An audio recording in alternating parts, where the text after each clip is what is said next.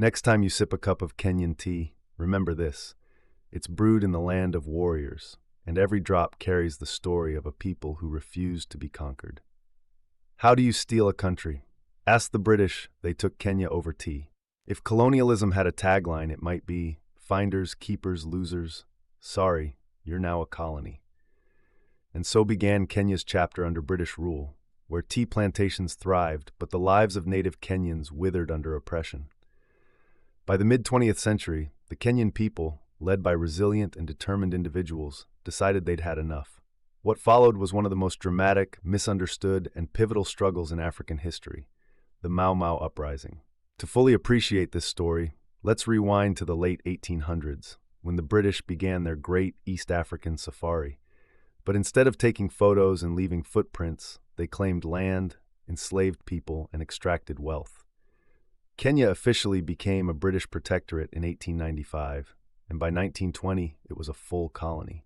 In classic colonial fashion, the British displaced indigenous communities like the Kikuyu, Maasai, and Kalenjin from their fertile lands, particularly in the lush Central Highlands. The Kikuyu, Kenya's largest ethnic group, felt the sting of this land grab most acutely. They were evicted from their ancestral lands, forced to work on European farms for paltry wages, and subjected to exploitative taxes. Imagine losing your family farm and then being told you had to pay rent to the thief. Welcome to colonial Kenya. By the 1930s, as frustrations grew, the seeds of resistance were quietly being planted. Secret societies began forming among the Kikuyu, driven by a desire to reclaim their land and dignity. These societies would later evolve into the Kenya Land and Freedom Army, KLFA, better known as the Mau Mau. But it wasn't just land they wanted. They wanted to dismantle a system that stripped them of their identity, freedom, and future. World War II was supposed to be a fight for freedom, but for Kenyans, it brought more oppression. The British commandeered more land and resources for the war effort, exacerbating the already dire conditions for the Kikuyu and other communities. Thousands of Kenyan men were conscripted to fight for the British, only to return home to find their families starving and their land gone. It was becoming clear that colonial rule wasn't just a bad deal, it was an existential threat. The Kikuyu began organizing in earnest, setting the stage for the Mau Mau Uprising. The Mau Mau Rebellion didn't start as a full-scale war. It began in whispers and secret meetings, often under the cover of night.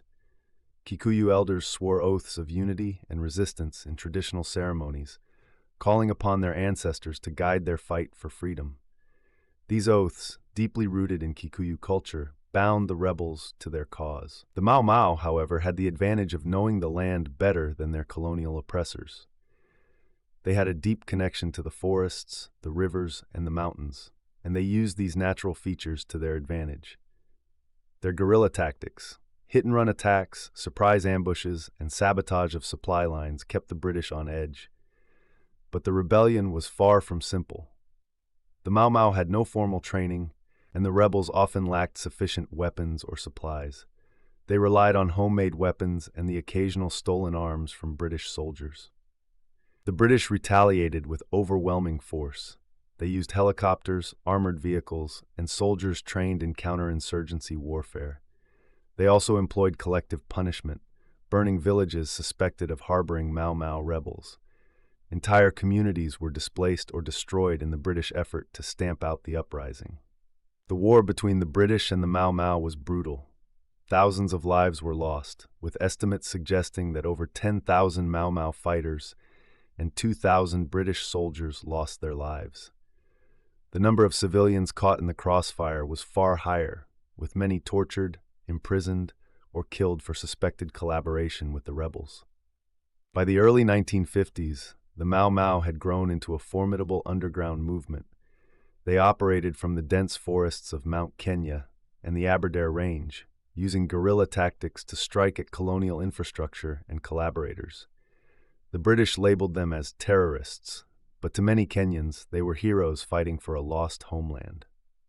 While the Mau Mau waged war in the forests, another front of the resistance played out in the political arena. At the center of this struggle were 6 key leaders: Jomo Kenyatta, Bildad Kagia, Kungu Karumba, Fred Kubai, Paul Ngei, and Achieng Oniko, later known as the Kapenguria Six. These men weren't just politicians, they were symbols of Kenya's thirst for independence. In 1952, the British arrested the Six, accusing them of being the masterminds behind the Mau Mau Rebellion. The trial that followed was a spectacle, with fabricated evidence and a predetermined verdict. The Six were convicted and sentenced to long prison terms, but their imprisonment only fueled the flames of resistance. The Kapenguria Six became martyrs, their names etched into Kenya's fight for freedom. Governor Sir Evelyn Baring declared a state of emergency in 1952, unleashing a wave of brutality. The British rounded up suspected Mau Mau sympathizers, sending them to detention camps where torture, forced labor, and starvation were common. These camps became infamous for their cruelty, rivaling the horrors of the rebellion itself. Entire Kikuyu communities were uprooted and placed in protected villages, a euphemism for heavily guarded internment camps. The British employed collective punishment, burning villages and crops to starve the rebels. Despite this, the Mau Mau persisted, relying on the support of local populations who risked everything to aid them. The Mau Mau rebellion wasn't just a man's fight.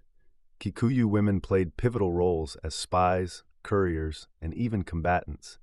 They smuggled supplies, passed crucial information, and tended to wounded fighters. In many cases, women were the lifeblood of the resistance, proving that the fight for freedom was a collective effort. By 1956, the Mau Mau were running out of resources.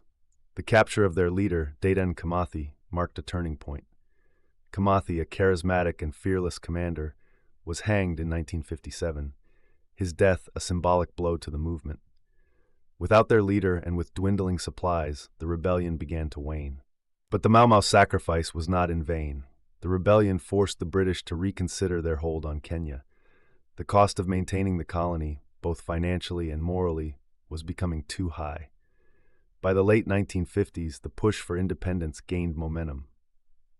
In 1963, Kenya achieved independence, with Jomo Kenyatta, one of the Kapenguria Six, becoming the country's first president. But the legacy of the Mau Mau remained complicated. For years, they were vilified by both the British and Kenya's new government. It wasn't until decades later that the Mau Mau received recognition as freedom fighters. In 2003, the British government formally acknowledged the atrocities committed during the rebellion, and in 2013, Mau Mau veterans received compensation for their suffering, a small but significant step toward justice. Conclusion: the Mau Mau Uprising was messy, brutal, and deeply human. It wasn't just a fight for land, it was a fight for identity, dignity, and the right to determine one's own destiny. The Kapenguria Six, the women fighters, and the thousands of unnamed rebels and sympathizers remind us that freedom is never free. It comes at a cost Kenya paid with courage, resilience, and blood. So next time you sip a cup of Kenyan tea, remember this: it's brewed in the land of warriors, and every drop carries the story of a people who refused to be conquered. For more stories from the cradle of mankind, hit the like button to support my journey and subscribe. Next, we'll take a trip to the Soweto Uprising in South Africa and the story behind Sam Zima's photograph. Stay tuned.